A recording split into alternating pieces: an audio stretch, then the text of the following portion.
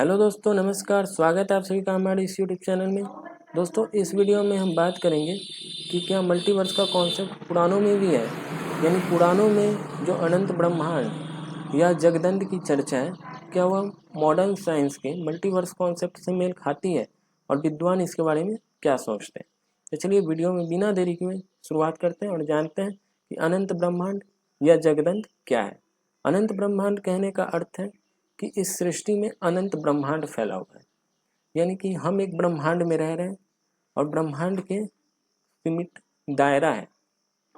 वैसे ही एक ब्रह्मांड नहीं बल्कि कई सारे ब्रह्मांड हैं और ये सारे ब्रह्मांड एक्सपेंड कर रहे हैं, यानी कि वह फैलते ही जा रहे हैं और एक समय ऐसा आएगा कि यह सिकुड़ने लगेगा और उसके लिए डार्क मैटर और डार्क एनर्जी जैसे कॉन्सेप्ट भी साइंस में है, जिसकी वजह से ये एक्सपेंडिंग यूनिवर्स जो है वह सिकुड़ेगा एक टाइम के बाद और सब सिंगुलैरिटी की तरफ जाएंगे।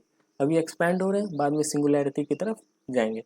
सिंगुलैरिटी यानी कि जो हमने पिछली वीडियोज में बात की थी, जो कि ब्लैक होल के कॉन्सेप्ट से भी मेल खाती है, यानी कि नासदीय सुक्त की जो बात है, नासदीय सुक्त की बात मैंने पिछली वीडियोज में किया था, जिसका अर्थ है कि इस दुनिया में जब सृष्टि नहीं थी तब उससे पहले सृष्टि की जो स्थिति थी उस समय ना तो सत्य था न असत्य था, न धरती थी न आकाश था, कुछ नहीं था।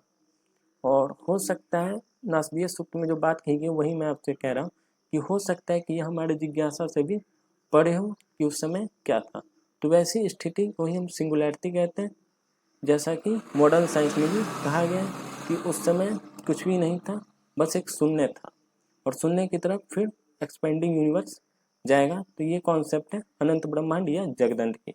अनंत ब्रह्मांड की चर्चा श्रीमद् भागवत पुराण और श्री ब्रह्मवैवर्त पुराण में भी देखने को मिलता है। इसके अलावा जगदंत की चर्चा ब्रह्म संहिता में भी देखने को मिलता है। जो श्रीमद् भागवत पुराण और श्री ब्रह्मवैवर्त पुराण में चर्चा है, उसके अनुसार कहा गया है कि भगवान श्री कृष्ण के रोम कूपों से अनंत ब्रह्मांड पैदा होता है और फिर वह भगवान श्री कृष्ण में विलीन हो जाता है और यह चक्र चलता रहता है।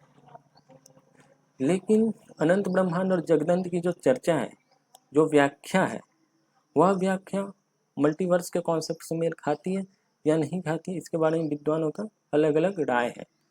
कई विद्वान मानते हैं कि अनंत ब्रह्मांड या जगदंत की चर्चा सिर्फ एक दार्शनिक चिंतन है, जबकि कई सारे विद्वान मानते हैं कि वह मल्टीवर्स से मेल खाते हैं।